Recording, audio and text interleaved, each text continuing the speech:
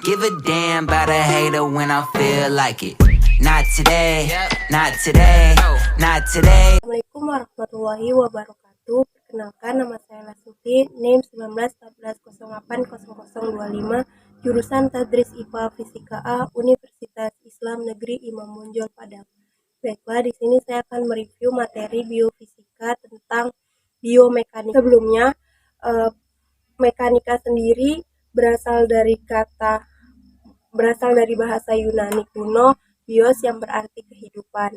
Sedangkan mekanika sendiri merujuk pada kajian prinsip mekanika dari organisme makhluk hidup, terutama gerakan dan struktur mereka. Menurut Hay, pada tahun 1945, biomekanika sendiri merupakan ilmu yang mempelajari mengenai gaya-gaya internal dan eksternal yang bekerja pada tubuh manusia dan berakibat dari gaya-gaya yang dihasilkannya. Pengertian tersebut dapat disimpulkan bahwa biomekanika merupakan ilmu yang mempelajari sistem biologis, terutama struktur dan fungsinya, menggunakan teori yang berasal dari mekanika yang berkaitan dengan efek yang dimiliki gaya pada gerak tubuh.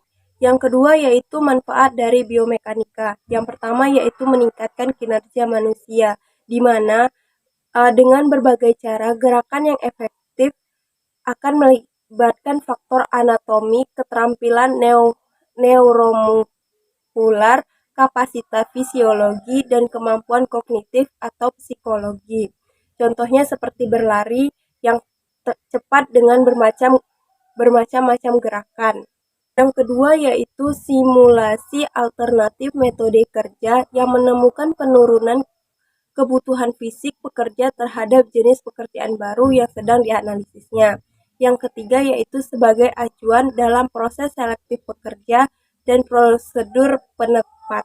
Yang keempat yaitu besarnya gaya otot yang dipengaruhi oleh seorang operator dalam menyelesaikan pekerjaan menggunakan prinsip-prinsip fisika dan mekanik.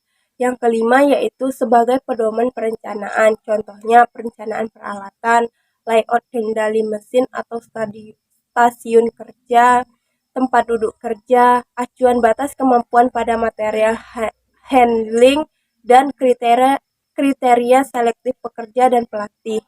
Adapun yang ketiga yaitu manfaat biomekanika dalam bidang kesehatan, yang mana yang pertama yaitu mekanika pada tubuh, yaitu usaha untuk mengkoordinasi sistem muskuloskeleton dan saraf. Yang kedua yaitu mencegah dan mengurangi cedera, yaitu contohnya seperti saat mengangkat beban yang terlalu berat, maka itu akan membuat otot menjadi bermasalah, begitupun dengan tulang.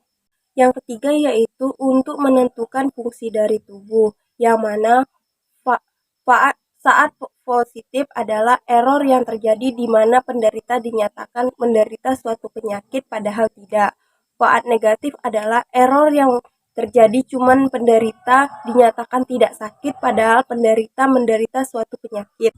Yang keempat yaitu untuk menambah pengetahuan tentang benda atau alat yang digunakan dalam bidang kesehatan. Yang kelima yaitu untuk mengetahui pengaturan positif di saat memeriksa pasien.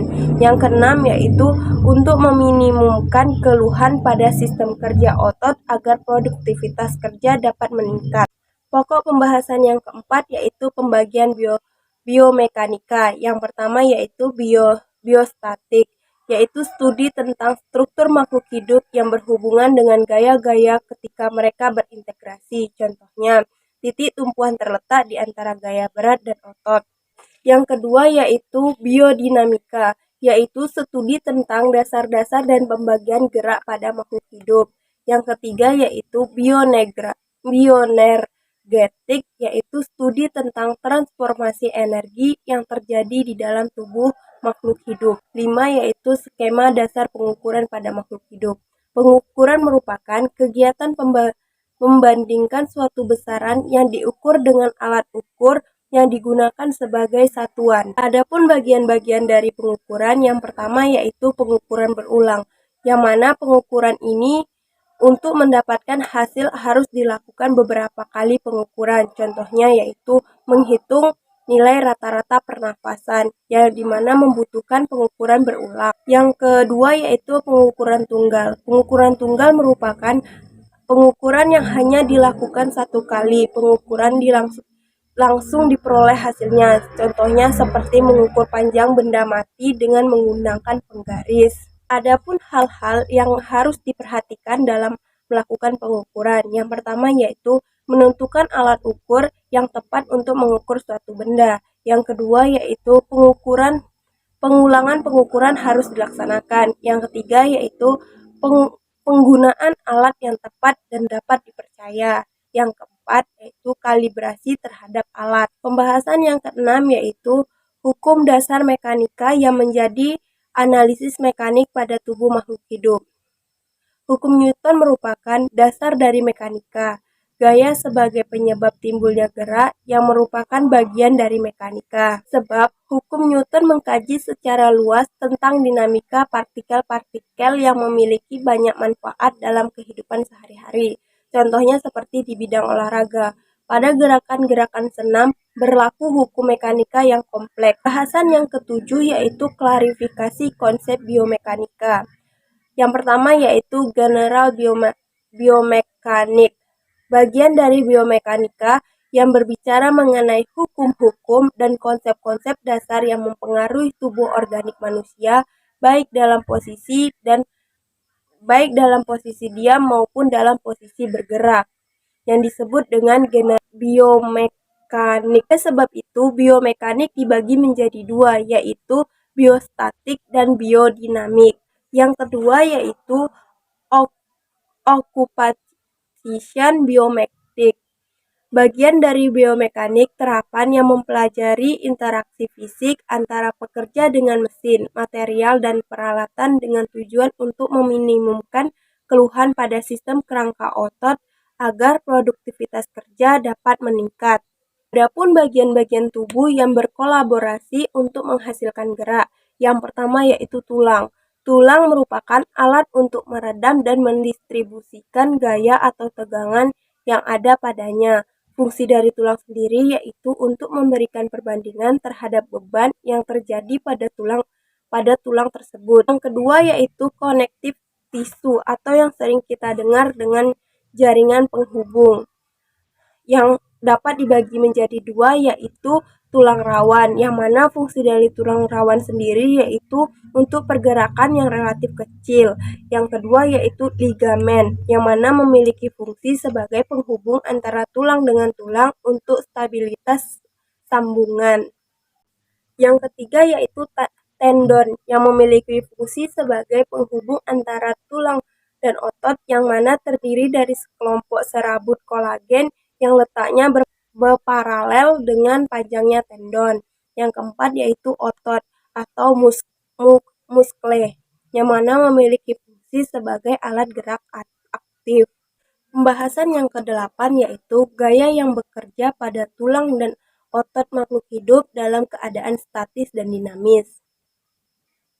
Yang mana yang pertama yaitu secara statis, yang memiliki arti analisis besarnya gaya dan momen yang terjadi pada bagian-bagian tubuh tertentu saat tubuh dalam kondisi tanpa gerakan atau statis. Yang kedua yaitu secara dinamis, merupakan analisis besarnya gaya dan momen yang terjadi pada bagian-bagian tubuh tertentu saat tubuh dalam kondisi bergerak atau dinamis.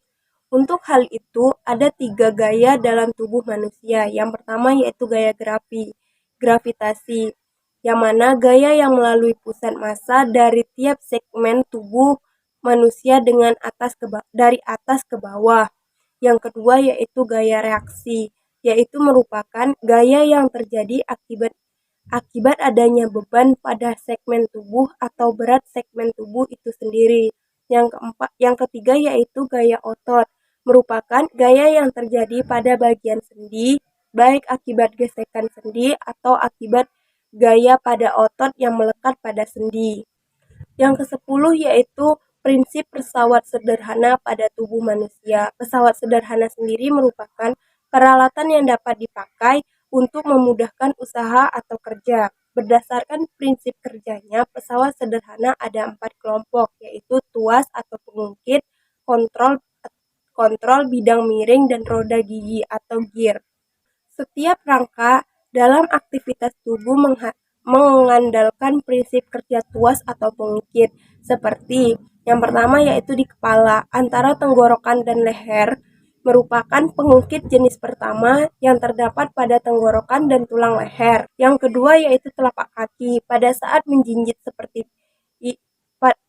menjinjit menyebabkan ujung telapak kaki menjadi titik tumpu bagian anggota badan, kemudian pangkal telapak kaki menjadi sedikit tegang. Yang ketiga yaitu lengan pengangkat beban. Dapat dicontohkan saat mengangkat suatu benda dengan menggunakan tangan, maka tangan yang memegang benda menjadi titik berat, lengan menjadi kuasa, dan siku menjadi titik tumpu. Yang ke-11 yaitu menguraikan konsep elastisitas pada sarang laba-laba. Konsep yang ada pada jaring laba-laba juga dijelaskan di dalam Al-Quran pada surah Al-Ankabut ayat 41.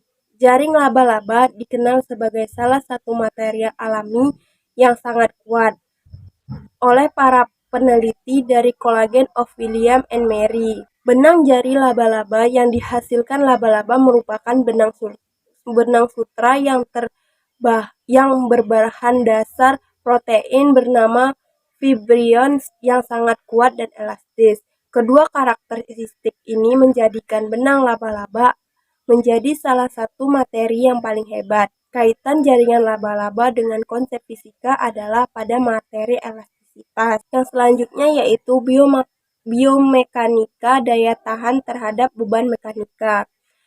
Biomekanika merupakan ilmu yang membahas aspek-aspek mekanika gerakan tubuh manusia.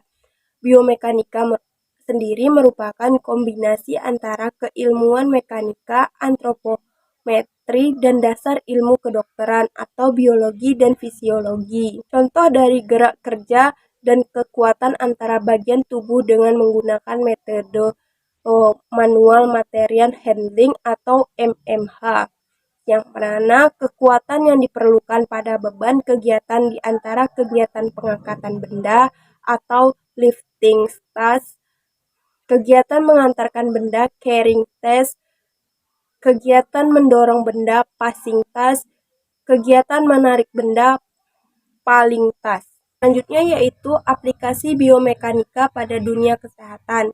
Yang pertama yaitu mengevaluasi pekerjaan operator supaya tidak terjadinya kecelakaan dalam bekerja. Yang kedua yaitu menentukan perencanaan sistem tempat kerja. Yang ketiga yaitu meningkatkan kinerja.